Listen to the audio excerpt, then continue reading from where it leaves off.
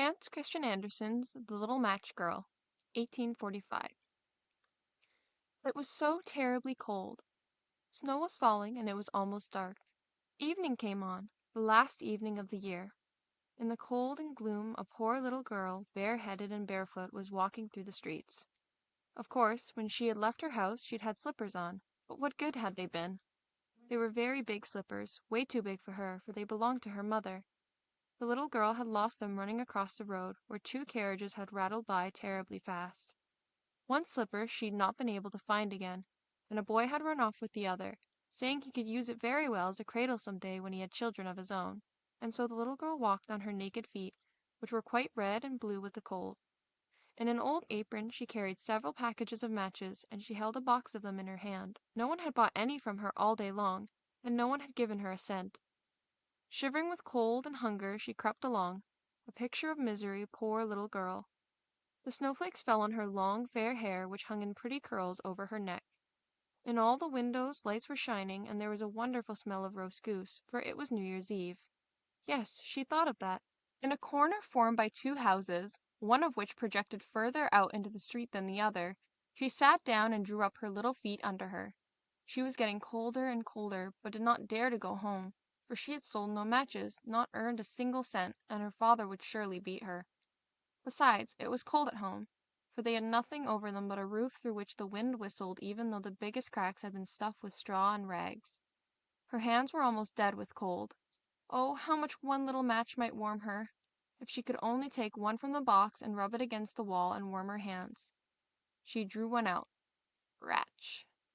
How it sputtered and burned!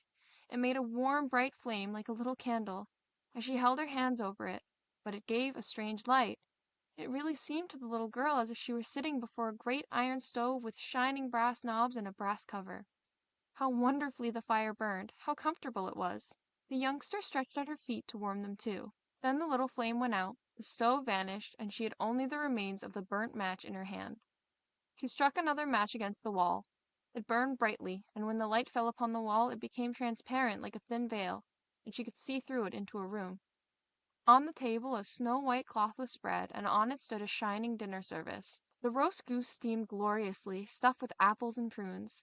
And what was still better, the goose jumped down from the dish and waddled along the floor with a knife and fork in its breast, right over to the little girl. Then the match went out, and she could see only the thick, cold wall. She lighted another match. Then she was sitting under the most beautiful Christmas tree. It was much larger and much more beautiful than the one she had seen last Christmas through the glass door at the rich merchant's home.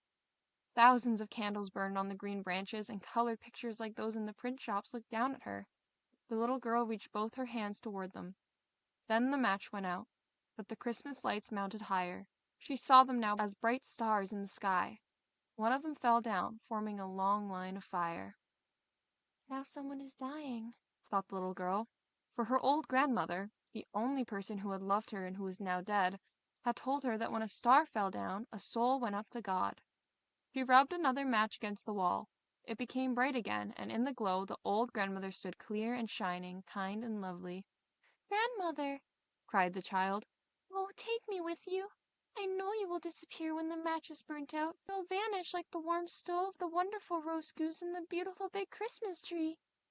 And she quickly struck the whole bundle of matches, for she wished to keep her grandmother with her. And the matches burned with such a glow that it became brighter than daylight.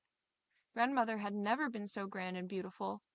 She took the little girl in her arms, and both of them flew in brightness and joy above earth. Very, very high and up there was neither cold nor hunger nor fear. They were with God. But in the corner, leaning against the wall, sat the little girl with red cheeks and smiling mouth, frozen to death on the last evening of the old year. The New Year's sun rose upon a little pathetic figure. The child sat there, stiff and cold, holding the matches, of which one bundle was almost burned. She wanted to warm herself, the people said. No one imagined what beautiful things she had seen and how happily she had gone with her old grandmother into the bright new year.